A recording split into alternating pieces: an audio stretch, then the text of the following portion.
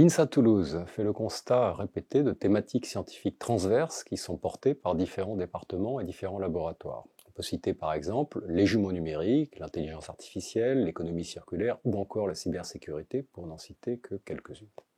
Alors selon les communautés, ces thématiques elles sont abordées suivant des approches distinctes, mais également par endroits complémentaires. Et le constat que l'on peut faire, c'est que la plupart du temps, ces approches sont insuffisamment partagées entre les communautés et bénéficieraient à des regards croisés. Alors dans le même temps, la volonté de l'établissement est de renforcer l'animation des 5 enjeux sociétaux qui structurent notre politique scientifique, également en cohérence avec les politiques nationales qui sont soutenues par France 2030.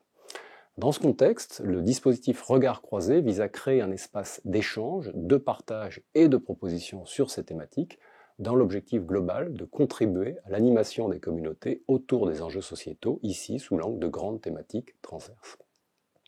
Alors plusieurs objectifs sont plus spécifiquement ciblés. Le premier, bien sûr, c'est d'identifier les forces humaines mobilisables, que ce soit chercheurs, enseignants-chercheurs ou personnel technique, et dans le même temps de partager les vocabulaires et les concepts. Deuxième objectif, favoriser les dynamiques de collaboration de recherche pour développer des approches disciplinaires. Dans le même temps, dégager des opportunités de modules ou de parcours de formation co-construits sur la base des expertises disciplinaires des établissements.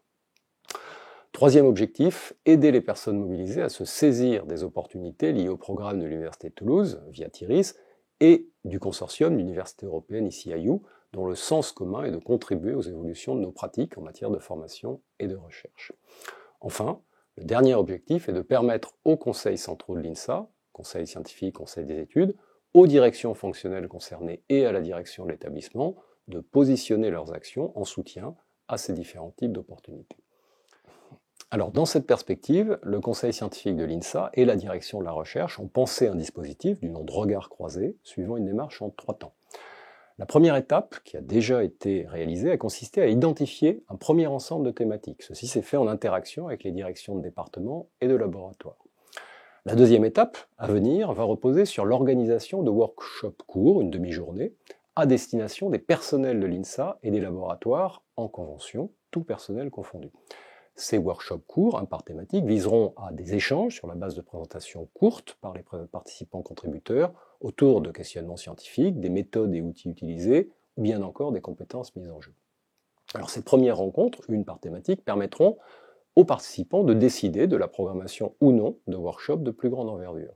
Enfin, la troisième étape du dispositif reposera sur l'organisation de workshops plus focalisés, potentiellement sur une journée, ouverts à l'extérieur avec la volonté d'approfondir la thématique ciblée au travers de plusieurs points.